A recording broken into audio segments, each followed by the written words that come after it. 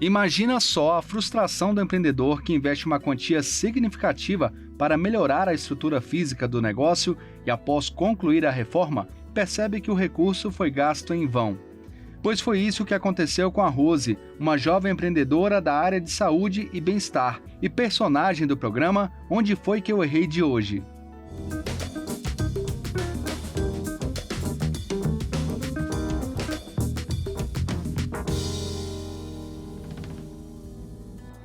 Empreender na área de lifestyle, de bem-estar. Esse sempre foi o sonho dessa mineira de 35 anos, a Rose. Em 2013, ela realizou, mas aí por conta de um contrato de aluguel mal assinado e também um golpe de R$60 mil, ela acabou tendo uma série de problemas. Onde foi que ela errou? A gente descobre agora.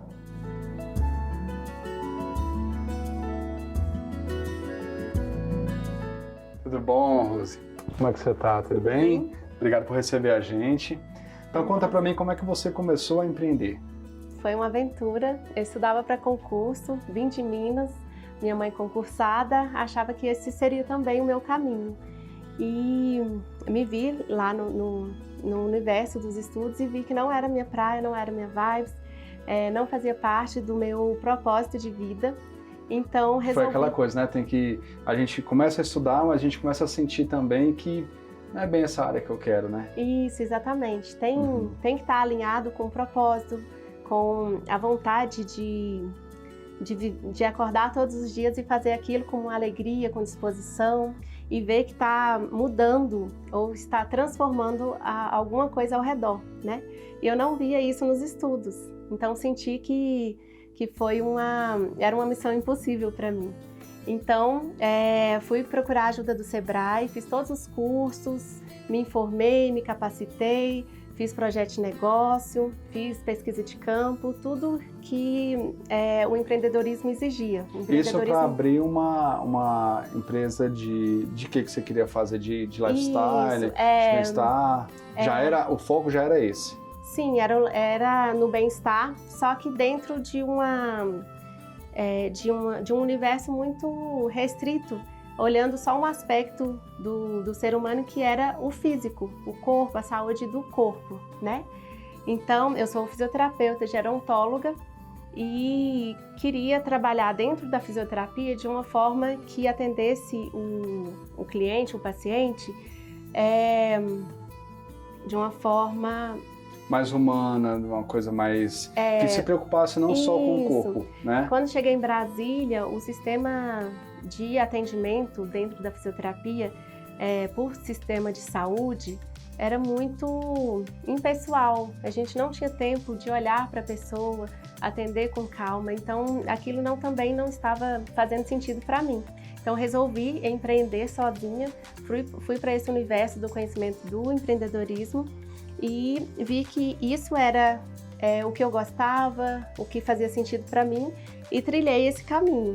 Aí abri um estúdio de Pilates, porque dentro do estúdio daria para eu atender individualmente cada pessoa, né, fazer uma anamnese bem feita, direcionar a pessoa para aquilo que ela realmente precisava dentro desse aspecto do corpo. E para isso você fez o estudo financeiro, você fez o estudo administrativo, ou seja, você se preparou para abrir essa empresa, não foi só eu tive a ideia e vou lá e vou abrir, né? Não, de jeito nenhum. Isso, inclusive, é uma consciência que nós empreendedores temos que ter, que é essa capacitação, esse estudo, essa busca por especializar dentro do empreendedorismo, né?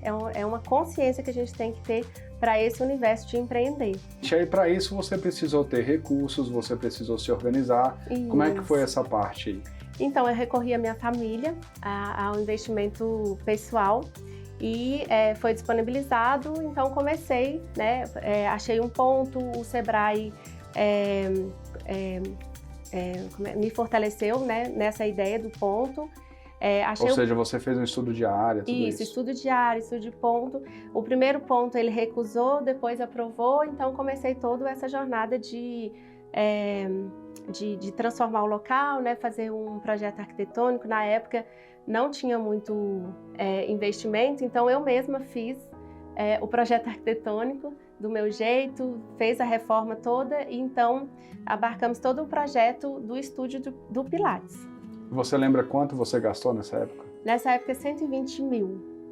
Só para montar o espaço? Isso, um espaço de 70 metros quadrados, com um estúdio de Pilates, com todos os aparelhos do Pilates e uma salinha de avaliação e uma recepção. E ele começou a funcionar? Como é que ele funcionava? Isso, eu trabalhava num outro estúdio de Pilates e quando eu montei os clientes que eu atendia me procuraram para saber onde que eu estava montando e acabou que quando eu montei tinha 20 clientes já na lista de espera. Então a gente começou com esses clientes e então já começou a pagar o custo mínimo. E começou a se sustentar o negócio. Se sustentar já com esses 20 clientes que foi tendo sucesso a partir de então e só foi sucesso em todo o empreendimento do estúdio de Pilates.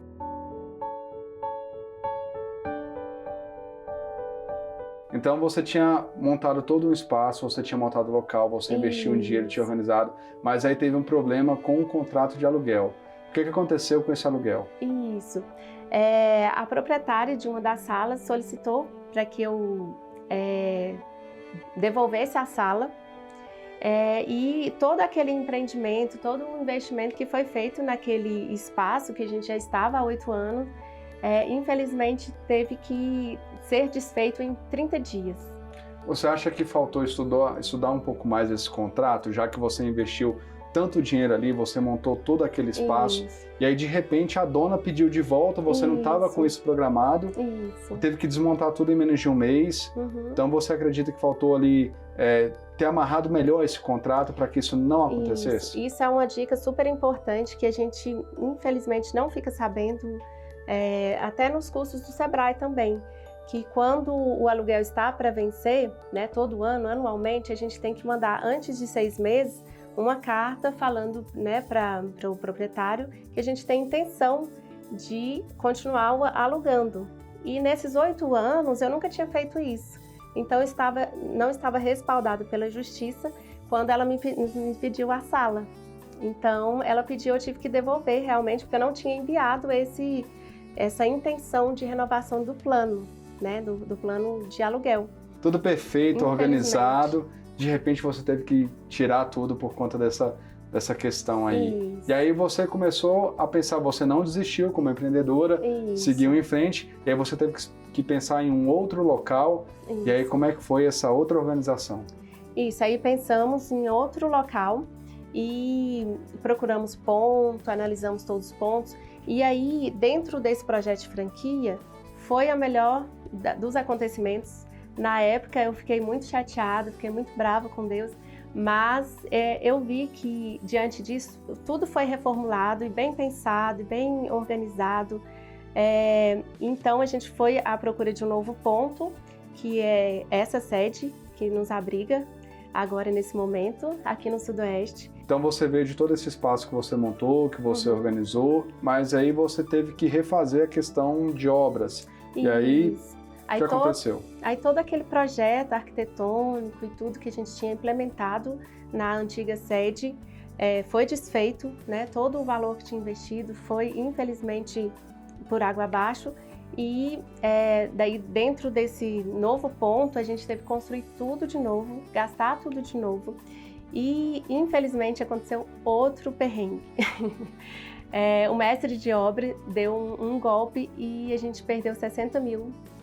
De 250 mil, 70 mil foi, né, também desperdiçado. Ele simplesmente pegou o dinheiro e sumiu? O que aconteceu? A gente fez uma entrada, né, de 180 mil e ele ficou de fazer todo o mobiliário, né, todo o projeto arquitetônico. E simplesmente não estava saindo. Eu convoquei uma reunião com ele, com os arquitetos e tudo direitinho, e a gente verificou que estava com 30% da obra concluída. E diante disso, a gente, né, solicitou para que ele continuasse. E o investimento era para que fosse 100% da obra, não é isso? Isso, 180 mil era a metade e o restante iria dividir, né? E esse 180 mil era para comprar todo o material, todos os insumos e tudo da primeira parte da obra, né? E dentro desses 180 mil, ele concluiu os 30% da obra e, infelizmente, nessa reunião ele disse que não tinha mais o dinheiro e que teria que ter mais um aporte financeiro para continuar a obra. E ele explicou por que não tinha esse dinheiro, deu alguma satisfação para você como empresária, como investidora? Ele disse que tinha gastado, não tinha conseguido administrar o valor em mãos, né? Não entendo o porquê, porque na primeira obra ele que tinha feito e tinha dado tudo certo. Enfim, realmente a gente ficou sem explicação.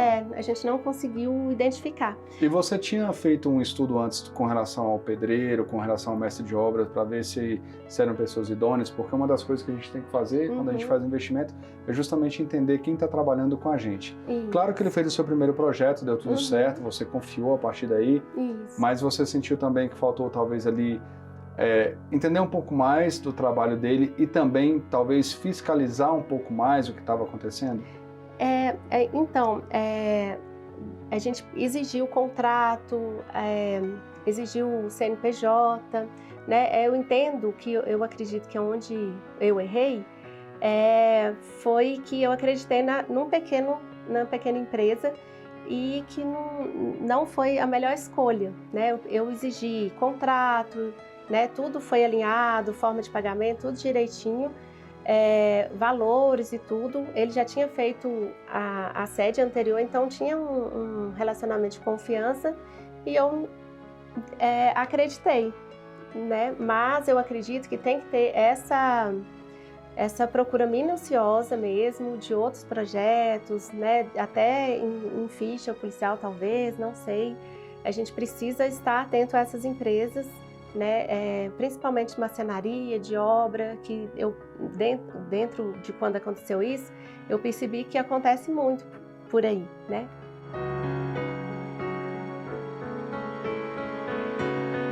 Você acha também que faltou naquele ponto ali, talvez até por todo o investimento que você teve, acompanhar um pouquinho mais de perto a obra da empresa? Sim, eu tenho um perfil que é mais tranquilo, né, né, e mais positivo de ver as coisas.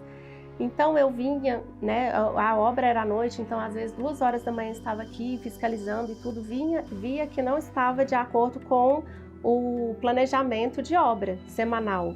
Mas pensei, ele deve estar fazendo os móveis, deve estar adiantando outras demandas e a obra física está atrasada, mas ok. Porque na anterior ele atrasou 2 semanas, eu pensei, tudo certo. Mas aí eu não tinha esse empoderamento, talvez, de cobrar e de exigir. E ia perguntando, ele ia dando desculpa e acabou que, quando realmente eu vi que estava muito estranho, que eu pedi a reunião com todo mundo, inclusive com os arquitetos. Qual foi esse momento? Como é que você sentiu isso? Quando tinha que entregar a obra, eu vi que estava faltando muita coisa, né? Que a obra física não tinha nada e muito menos móveis. Então eu falei, gente, hoje era o dia de entregar o projeto e não tem nada feito. Aí eu comecei um desespero mesmo e sempre sentindo aquela enrolação, né, mesmo do mestre de obra. Então convoquei os arquitetos até para me ajudar, né, me dar um respaldo nesse sentido. O consultor financeiro, né, o consultor de todo o projeto, a gente teve uma reunião e nesse momento a gente foi ticando, né, todos as etapas, itens, né? E a gente viu realmente que estava tudo atrasado e que, além disso, ele não tinha gastado o dinheiro e não tinha mais o dinheiro para continuar. Bom, agora a gente vai para um breve intervalo e na volta a gente vai conversar com o especialista Enio Pinto para entender exatamente onde é que foi que a Rose errou e, é claro, ter dicas para que você não possa cometer o mesmo erro e também ficar um pouquinho mais atenta ao seu empreendimento. Onde foi que eu errei? Volta já, não saia daí.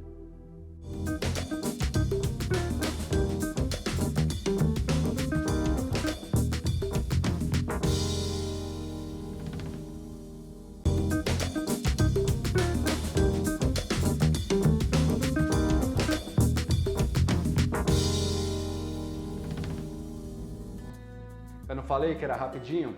Estamos de volta e no programa de hoje a gente está conhecendo a história da Rose, que em 2013 abriu um espaço de bem-estar, de lifestyle.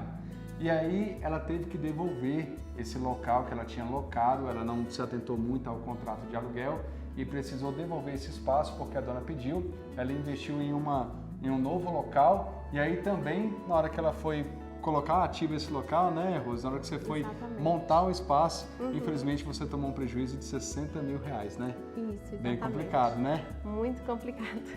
Bom, agora a gente vai conversar com o nosso especialista, o Enio Pinto, que vai explicar exatamente onde foi que a Rose errou e, é claro, também dar dicas. Enio, é com você.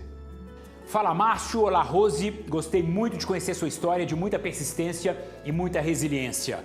A gente sempre afirma aqui no nosso programa que o empreendedor ele tem que ter uma formação holística, que contemple técnicas de gestão, e eu ouvi você dizendo aí que fez todos os cursos do Sebrae, a questão operacional, e aí você tem uma formação específica na área, é uma profissional da área de fisioterapia, e a questão de lapidar, desenvolver um perfil empreendedor, aspectos mais atitudinais. E quando a gente fala de atitude, duas são fundamentais. Uma, estabelecer metas e você tem muito claro que tipo de negócio você quer. Isso é o motor que te mobiliza em direção a um alvo, a um norte. Mas se esse é o motor que mobiliza, o combustível é sim muita persistência e muita resiliência. Com certeza isso assegura que você chegue onde você quer.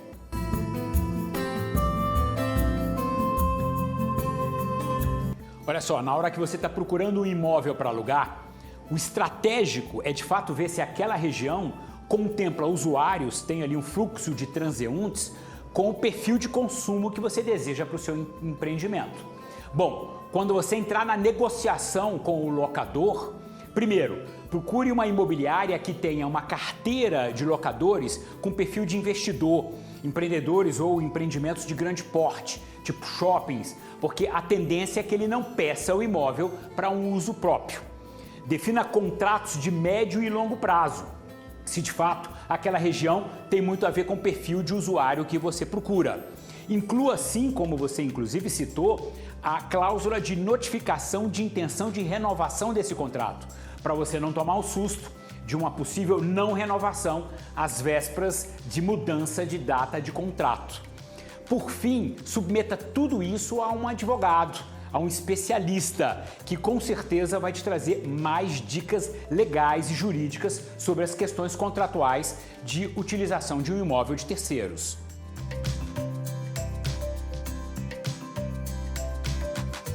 Uma última coisa que você também precisa considerar é que todo o seu mobiliário, máquinas, equipamentos, utensílios tenham portabilidade. Se o imóvel não é próprio e eventualmente você vai ter que mudar de ponto, é interessante que esse investimento te acompanhe nessa mudança.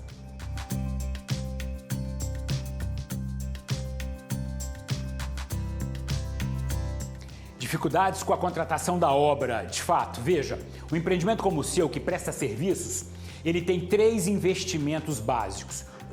Na questão de adaptação do imóvel à obra, e a gente vai tratar de dicas específicas sobre isso. Mas ele tem também a questão de composição de um estoque mínimo inicial e a aquisição de máquinas e equipamentos que permitem que você preste o serviço. Quanto à adaptação do imóvel à obra, algumas dicas valiosas para você. Primeiro, se você faz parte de uma associação de empreendedores, um clube de dirigentes lojistas, procure dicas de bons profissionais junto aos seus pares. Hoje, nós temos pequenas construtoras, pequenas empreiteiras muito especializadas em lojistas e muitas vezes especializados em diferentes segmentos empresariais, como por exemplo academia e estúdios de pilates. Com esses nomes na mão, faça os contatos e procure visitar obras entregues, trabalhos passados feitos por esses profissionais. Interaja com os clientes que ele atendeu e veja o nível de satisfação desses clientes. Veja se a obra tem a qualidade que você deseja para o seu negócio.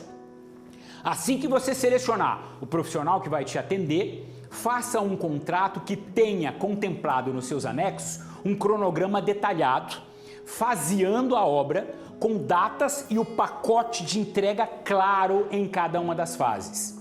Determine também que o pagamento será sempre contra a entrega, assim você não corre o risco de antecipar qualquer valor.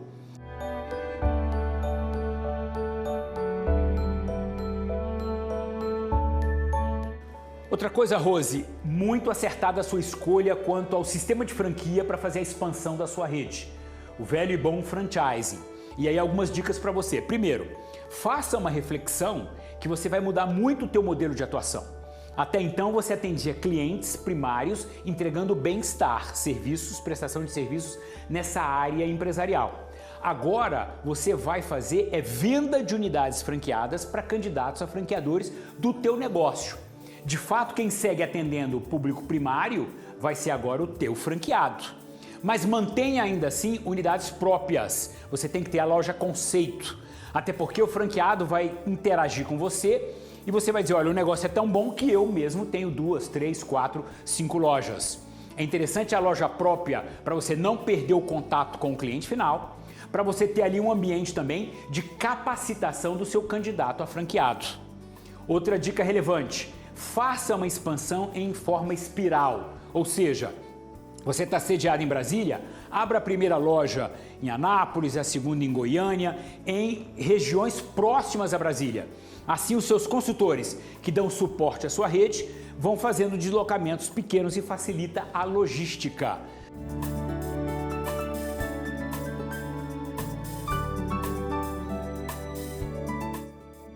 O Enio sempre com boas dicas, né? Valeu, Enio! Rose, conta pra gente, você não desistiu, seguiu em frente, como é que tá a sua empresa agora? Isso. A dica é nunca desistir. Sempre olhar para o propósito e seguir em frente. Nossa empresa hoje abriga, nosso espaço de bem-estar, abriga o conceito brasileiro de lifestyle consciente e estamos em processo de crescimento para o Noroeste e para o Lago Sul, em 2 novas unidades dessa franquia.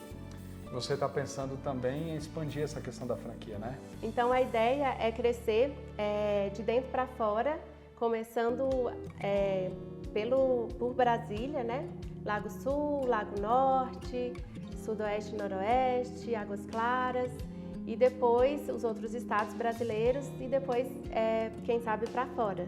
Porque é um conceito brasileiro de lifestyle consciente, assim como tem no Japão o Ikigai, na Dinamarca o Ryuga. Então a gente espera que esse conceito se difunde realmente para que as pessoas vivam esse estilo de vida consciente. Agora conta pra mim, dessa vez o contrato de aluguel tá certinho, você tá muito leu, certo. Não vai ter o problema de ser retomado daqui a alguns... A gente teve o respaldo do nosso jurídico, da nossa assessoria, e a gente encontrou uma pessoa maravilhosa também que, além de dar um abatimento, porque soube da nossa história, daí a sorte também começou a trilhar, a sorrir, porque a gente não desiste, aí tudo vem ao nosso encontro. A gente conseguiu trabalhar esse valor do contrato atual por 5 anos, então tem esse respaldo de 5 anos e daí tem a questão que a gente errou, que a gente não vai errar mais. Todo ano, antes de 6 meses, a gente já manda a carta falando que a gente tem intenção de renovar o contrato de aluguel, né? E toda a estrutura que foi implementada nesse local, ela permanecerá como uma melhoria para o espaço, então a gente não vai precisar retirar como foi feito no outro local.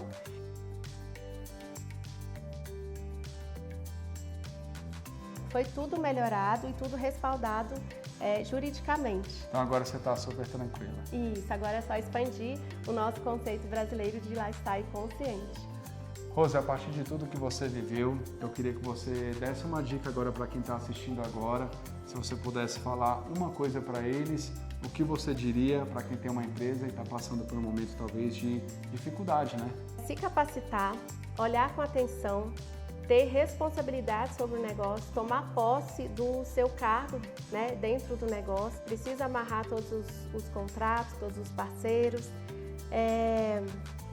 e ter enfrentamento em exigir o que foi amarrado nos contratos, né? A gente precisa exigir que se a gente exige, a gente está melhorando toda uma cadeia de empreendedorismo, né? Então, se a gente cobra do outro que seja feito com honestidade, com retidão, a gente está melhorando aquele ciclo, né? Então, eu acho que é isso, ter consciência não desistir nunca e sempre tentar ciclos e ciclos de melhoramento dentro do empreendedorismo, que a gente sempre chega lá.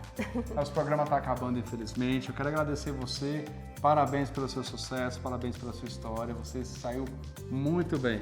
Obrigada. Onde Foi Que Eu Errei termina por aqui, mas a gente continua se encontrando no canal Empreender, onde assistir já é um bom negócio. A gente se vê na semana que vem. Tchau!